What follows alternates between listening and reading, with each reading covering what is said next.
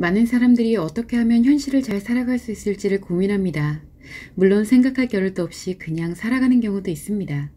이때 그저 막연하게 잘 살아야겠다는 생각은 심리적인 문제를 발생시킵니다.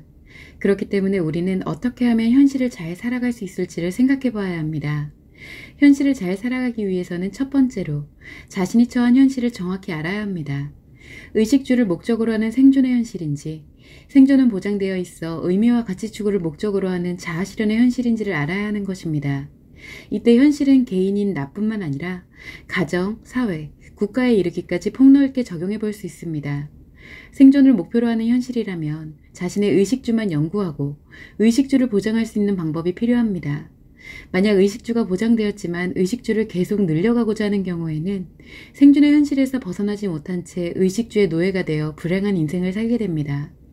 한편 생존은 기본적으로 보장되어 자아실현을 추구하는 현실이라면 가치 추구와 의미, 그리고 의미를 기반으로 하는 가치 추구 등 세 가지 중에 하나를 중점적으로 살아가는 방법이 필요합니다. 두 번째로 구분된 현실에 따른 방법을 찾아야 합니다. 이 방법을 찾을 때는 반드시 알아야 할 내용이 있습니다. 인간은 혼자 살아가지 않고 함께 공존하면서 자아실현을 해나간다는 것입니다. 따라서 인간관계의 조화와 질서를 지키면서 자신에 맞는 방법을 찾아야 합니다. 그러나 대부분의 사람들은 자신이 처한 현실이 생존의 현실인지 자아실현의 현실인지 구분하지 않으며 서로 함께 공존하는 인간으로서의 조화와 질서를 지켜야 한다는 것도 생각하지 못합니다. 그저 막연하게 잘 살아야 한다고 생각하기 때문에 문제가 발생하면서 방법을 찾지 못하는 것입니다. 우리 사회는 생존의 환경에서 자아실현의 환경으로 급격한 변화를 이뤘습니다. 그래서 생존에서 자아실현으로 변화한 기성세대와 생존이 보장되어 자아실현만 생각하는 현세대가 공존하고 있습니다. 현세대가 기성세대의 말과 행동을 보면서 구식이라고 하는 것은 기성세대의 생존 환경에 대한 방법이기 때문입니다. 현세대는 생존이 보장되어 있기 때문에 자아실현에만 중점을 두고 생각합니다.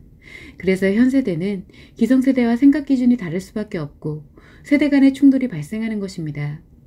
현 사회는 생존과 자아실현의 구분 없이 오로지 가진 자와 갖지 못한 자로 나뉘고 있습니다. 그래서 갖지 못한 사람들은 갖기 위해 노력하고 가진 사람들은 가진 것을 유지하거나 더 많은 것을 갖기 위해 노력합니다. 가령 대다수의 사람들에게 생존이 필요한 사회라면 생존에 대한 지배자가 존재하게 됩니다. 대체로 무력에 의해 강제적으로 생존이 필요한 대다수의 사람들을 지배하는 것입니다. 생존을 필요로 할 때는 지배를 하느냐, 지배를 받느냐, 그것이 옳은가, 옳지 못한가 등은 중요하지가 않습니다. 그저 생존만 할 수 있다면 무엇이든 상관이 없는 것입니다. 아직도 세상 곳곳에서는 이런 지배사회가 존재하고 있고 생존만을 목적으로 살아가는 이들이 있습니다. 현재는 대다수의 사람들이 자아실현을 하는 사회입니다. 그래서 모두가 개인의 행복을 추구하며 살아갑니다. 그런데 자아실현의 사회에서도 지배자가 존재를 합니다. 다만 무력으로 지배할 수 없기 때문에 자신이 가진 능력을 이용하여 자아실현을 필요로 하는 사람들의 지배자가 됩니다. 이러한 지배의 방법은 무력 지배와는 다릅니다. 개인의 행복 권리를 완전히 지배할 수 없기 때문에 완전한 행복이 아니라 약간의 행복만을 추구할 수 있도록 하면서 대부분의 행복을 지배자의 것으로 만드는 것입니다. 그러면서 대다수 사람들의 자아실현을 도와주는 것처럼 포장하고 자신을 믿도록 만듭니다. 생존사회에서는 지성인들이 개인의 행복 권리에 대해 깨우치도록 하여 지배자에게서 벗어나도록 이끌어갈 수 있었습니다.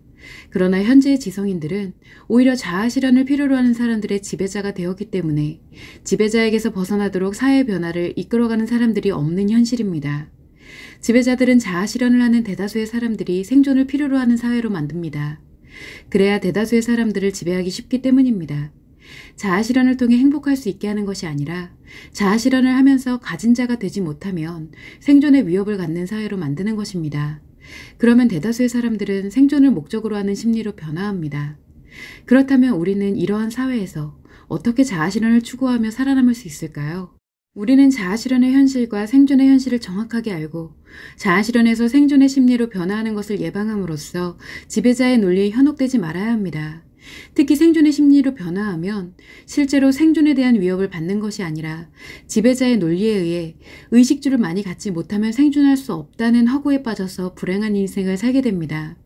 예를 들어 10억을 가진 사람이 10억밖에 없으면 생존할 수 없다, 최소한 100억은 있어야 생존할 수 있다라는 허황된 논리에 빠져들면 100억을 갖기 위해 다른 사람들의 돈을 빼앗게 되는데 이것이 생존의 심리에 빠져들어 부를 가진 사람들에게 지배당하는 과정이라고 할 수가 있습니다.